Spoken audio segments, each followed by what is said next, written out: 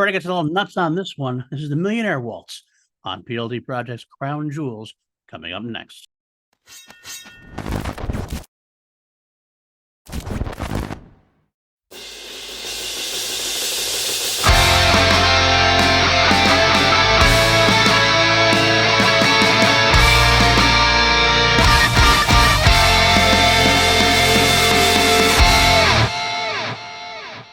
What's up, everybody? Welcome back to PLD Project's Crown Jewels. I'm your host, PLD, and this is the podcast where we go through a journey through Queen's great, vast catalog, including solo projects, song by song. We go through every version of the song, and we figure out which one is the best version or the Crown Jewel version.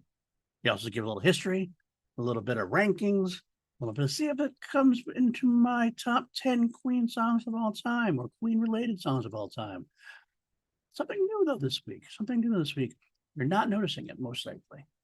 If you are, it's probably a bad thing. I'll be honest with you. But this week I am making my debut on Gilmore Media LLC. That's right, Brad Gilmore, who I met through the movie Trivia Schmodown, and you might know him through Reality of Wrestling, and he's a podcast with Booker T. WWE legend, has started his own media conglomerate, and we're gonna get some of our podcasts under one umbrella and kind of swim forward, swim together, get out there as a team to kind of make. We're always stronger together, right? That's the way it should be. So that hopefully you're not noticing that, but that's where we are. We are on a new feed under the umbrella of Gilmore Media. Great guy. I've always loved working with him throughout the Schmodown and beyond. I think there's going to be a wonderful partnership. I can't wait to see what happens moving forward with us. But for you guys, it shouldn't be much different. Still getting the same content, same idea, same time frame, same PLD and his crew. And here we are this week on the fourth track from A Day at the Races. This is the Millionaire Waltz. This is going to be a shorter episode.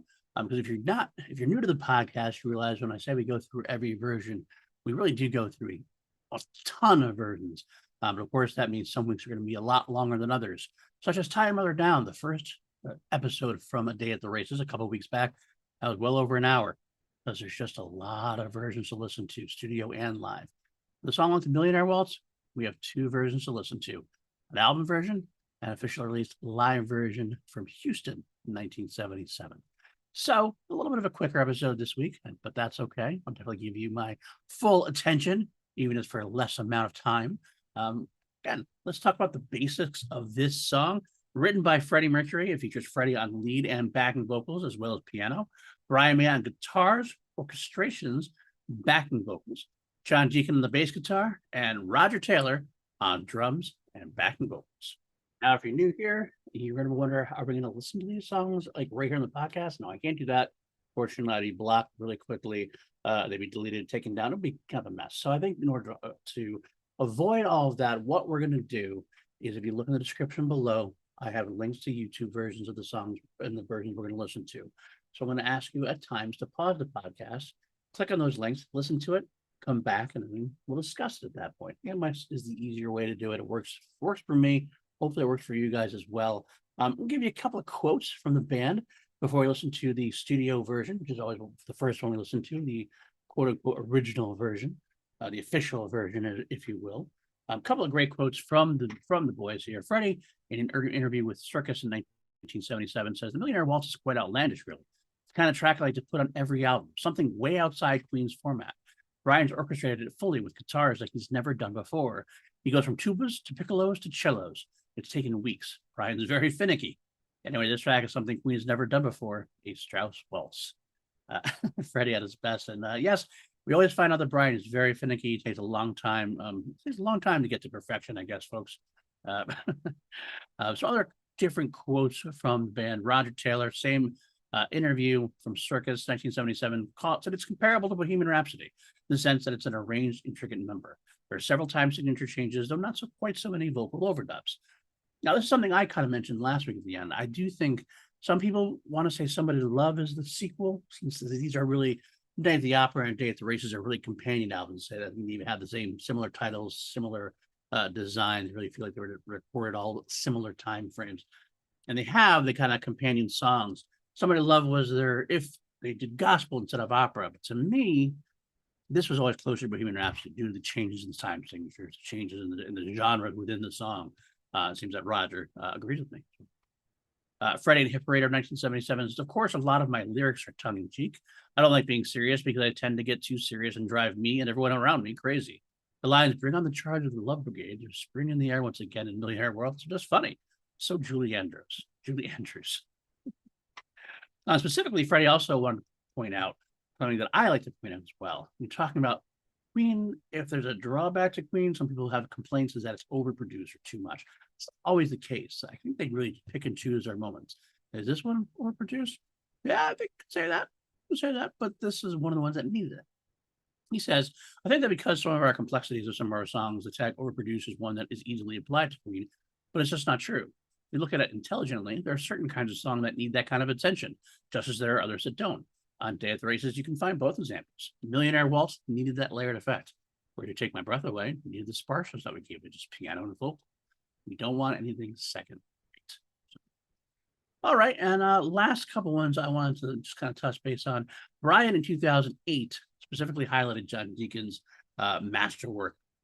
I've been trying to highlight that as I go along. Every time I listen to a new song, I'm someone who even forgets John Deacon's contributions at times, compared to Freddie's lead vocal or Brian's crazy guitar orchestrations, Roger's soaring back and vocals and powerful drums. Every time you listen to John Deacon's part of the song, it's never boring. It's never just plodding along. It has a unique run. Brian said specifically, I've worked with some great bass players and no one quite had the same lyrical touch that John had. I think he's very underrated. I love what he played on the Millionaire Waltz. And finally, Roger Taylor in Mojo Magazine 2019. This is a very Roger Taylor quote. If you know Roger, you've heard a lot of interviews from Roger. This is spot on Roger. That song wasn't terribly popular with the critics, which is probably why, like, you never hear it on the radio. Different layers are just wonderful. Freddie has best. That sounds like a good time to move on, and let's actually listen to it. So hit the pause on this podcast, click on that link below for the album version, listen to it, come back, and we will talk.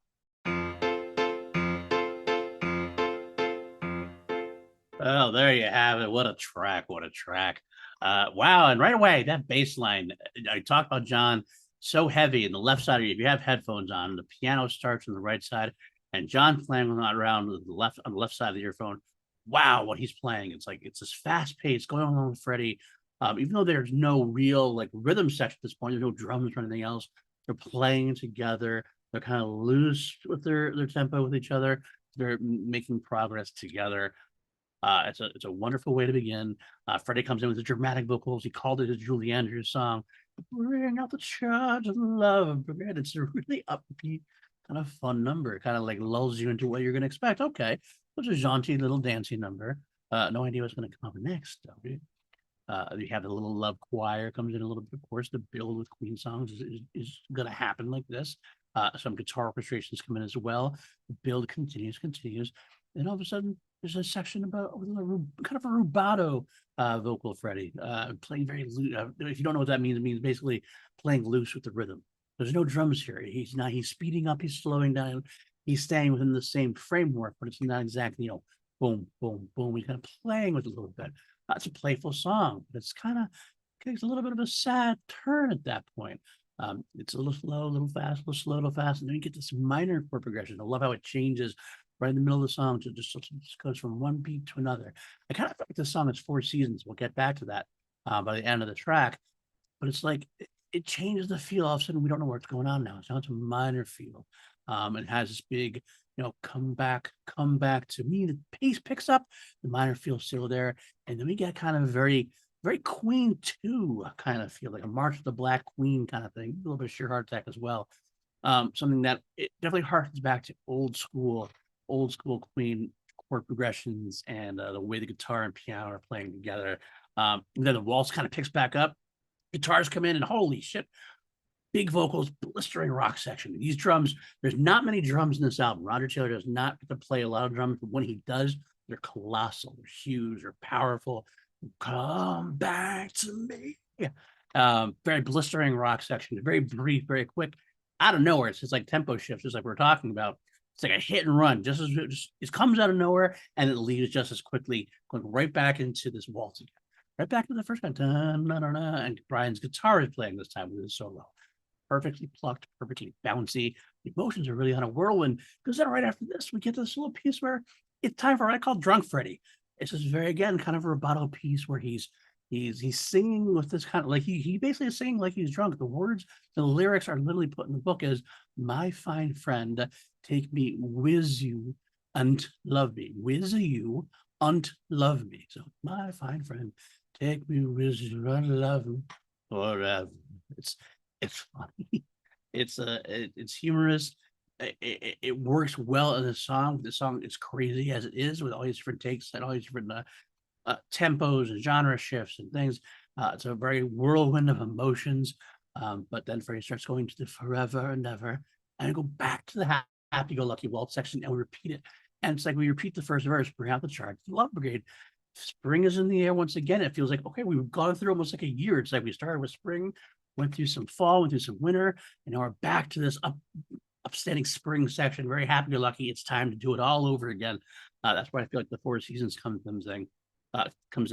And then at the end, we get this little reprise of the hard rock sections. We get some reprises, and the drums come back. But it ends with a nice little lilting feel like a millionaire. Dum, dum, dum, dum. And it finishes. I love this song. It's definitely chaotic.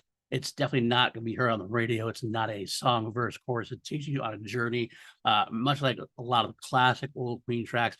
This might be one of the last real old school Queen tracks like this that we get. A few more similarly as we go on, but this is really kind of like one of those last big ones like that. Yeah, I don't know. What do you think? What do you think about this? Did you like that track? I know I did. So the other version we have to listen to is, I didn't mention this before, they didn't play this fully in live. They did play it as part of the traditional Queen medley. If you've been with me so far, if you know the band, you know that during their course of their tours, they usually would do a 3 or 4 song medley of some of their older stuff, sometimes the newer stuff. Sometimes they don't want to play it fully live, and Bohemian Rhapsody started off that way until it was pretty much too popular to play as a medley, so we had to do it full on out. Millionaire Waltz got kind of the same treatment, so we just get kind of a snippet, but it isn't officially released as an iTunes video bonus from the Absolute Greatest compilation in 2009, I believe. I'm saying that off the cuff, but I think it's true. I'll go with it. But live in Houston, 1977, it's a famous concert in the Queen canon, as there is a officially filmed version of this. It has not seen the light of day. The whole thing has not seen the light of day officially. It was recorded by the venue in Houston. It was shown at a couple of Queen conventions, things of that nature. But let's listen to that, and we'll come back and see where it ranks. I mean, it's a little spoiler alert. It's not the full song, so you know I'm probably not going to pick it. Let's listen to it and come back. We'll talk about it and go from there. Link is below. See you in a few.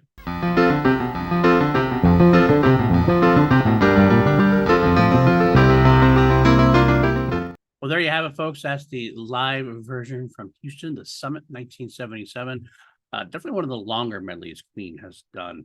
To start out, the full medley, it started off with Death on Two Legs from Night at the Opera, went to Killer Queen from Sheer Heart Attack, Good Old Fashioned Lover Boy, which we haven't gotten to yet. It's coming up on Day at the Races.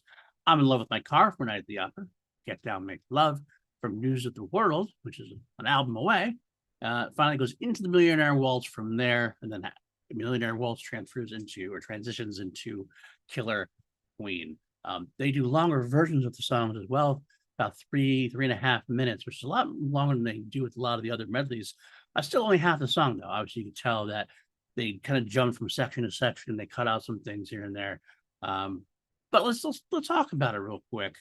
Freddie and John playing it live perfectly at the beginning. It's chef's kiss. Love what they do. Roger does add his drums right away to keep the rhythm going, even adding some extra fills, which were more frills and textures to the track. I think they want to limit the rubato feel. They want to keep this going, especially because in a medley, you want to kind of keep the pace going in order to get through all the songs. So I think Roger adding the rhythm, keep them in the line is actually probably a great idea for the live version, and it works well. It's nice to hear. Brian is obviously far more limited as well. Another reason why adding Roger's drums to the basis of it, you get more of that texture, because Brian only has the one guitar versus all the orchestrations he does, because he don't want to use tapes or anything like that. So Brian, it's a story of Brian's life in Queen, though. He's always far more limited live than he is in the studio, but he always does a great job of like adapting it to the stage where you don't feel the missing parts very much. You know it's not there, but he does a good job still making you feel like it's still part of the song. Obviously, we have the beginning section jumps into that hard rock section pretty early on. Freddie jumping off the piano bench, starts singing his heart out, not going all the high notes, which is fine. He never tends to do that live. He tends to kind of take it down just a smidge. But it's a very good rocking version. We get back to the piano. Freddie does they have the solos going on. Great solos from Brian. Freddie does the little drunken part of the of the song before transitioning right into You're My Best Friend. Overall, a good version. It's very well played for being part of the medley. It's not the whole thing, like I said, so that's always kind of a negative speak to it. But yeah, that's what I think. What do you think about the live version? Do you like the live version? You should probably go out there on YouTube. There is a full Live at Houston 1977 out there. Watch the whole concert. It's actually a really great concert. At least watch the whole medley. And you really get the feeling of where it fits and how they transition from one song to the next. Well, there you have it, folks. Let's get into the ranking the crown jewel version before we rank the song itself and check that top 10 rating. There's two versions, like I said before, so it's kind of easy. Which one do I like better? I'm not going to draw it out. It's the album version is the crown jewel for me. It's just not the full version of the song. And a song like this, you want the entire kitchen sink because I do so much with it from the different feels, different shifts, different tempos, different genres, the full-on orchestrations. Rodgers' colossal studio drums even more when they have the big studio sound behind them. Freddie's voice is top-notch, slipping from the higher falsetto-y, airy drunkenness parts to the full-on rocking out version parts. Album version by far over the live version easily for this one. So let's move on to the rating now. On a scale of 1 to 11, because we always turn it up to 11 here on PLD Projects, where do I rank this song? Well, I'm going to give this one a 10.5. That's right, a 10.5, near perfect. One of my favorite songs from the canon, the Queen canon. And that does mean, yes, it does slide into my top 10, where it kicks in Lap of the Gods out of the top 10. It moved Brighton Rock down to number 10. Moved Lily of the Valley down a spot. Moves Love of My Life down a spot. Moves You Take My Breath Away down a spot. And I think that's where I'll slide it in, right underneath in the Lap of the Gods Revisited, also beneath the Prophet Song at 10.5. Bohemian Rhapsody, The March of the Black Queen, and White Queen as Began are still the 11s, the perfect 11 scores that we've had so far. But congratulations to the Millionaire Waltz. As of right now, you are in my top 10. All right, that's going to do it for this week, folks. Next week, we continue our journey through A Day at the Races, and we get to John Deacon's track, a nice little pop song called You and I. Someone call it a perfect pop song. That's what old John writes. But it's a fun one, so come back for that one.